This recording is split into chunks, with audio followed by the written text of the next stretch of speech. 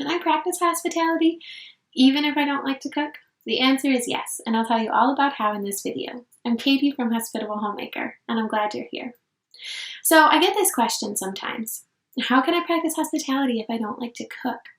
But I gotta be real with you. 1 Peter 4 tells us to offer hospitality to one another without grumbling.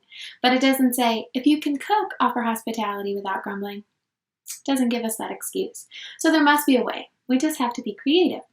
So today I'd like to give you 5 ways that you can offer hospitality without grumbling and without too much cooking. Number 1, host when it isn't a mealtime. It doesn't have to include a meal for you to be hospitable. You can host an early morning Bible study or mid-morning coffee or afternoon play dates or evening game night.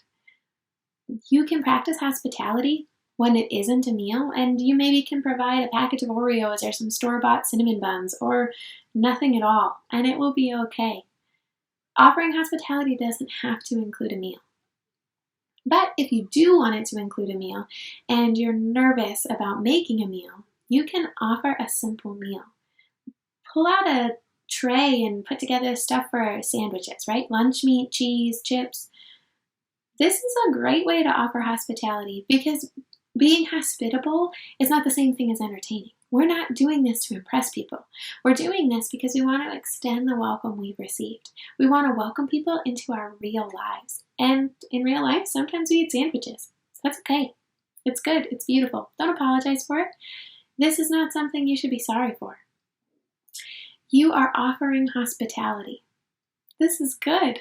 If you apologize, then it's awkward. Then I feel like when you come to my house, I need to be impressive, and then you feel weird and I feel weird and I'm telling you it's okay, and just let's avoid all of that. Don't apologize.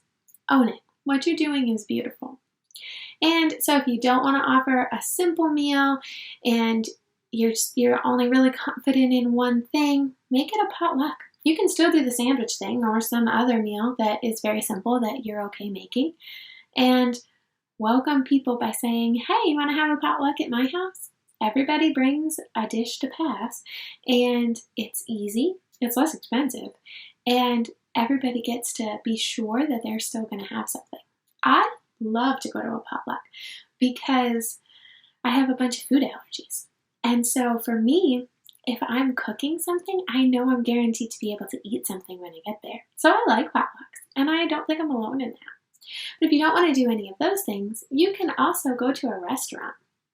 If it's not a financial burden for you, you can offer to foot the bill for everybody, or you can just split the check. Either way is fine, but this is a great way. You don't have to worry about other people's food allergies or their preferences. You don't have to be embarrassed by your cooking ability.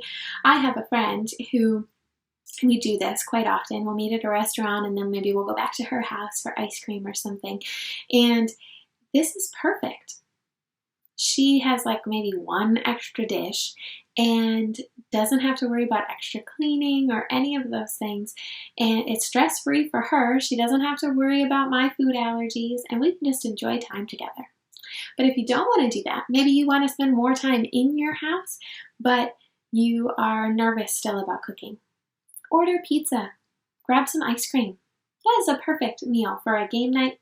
I'm gluten-free and I still would love this. Plus, most restaurants can accommodate me.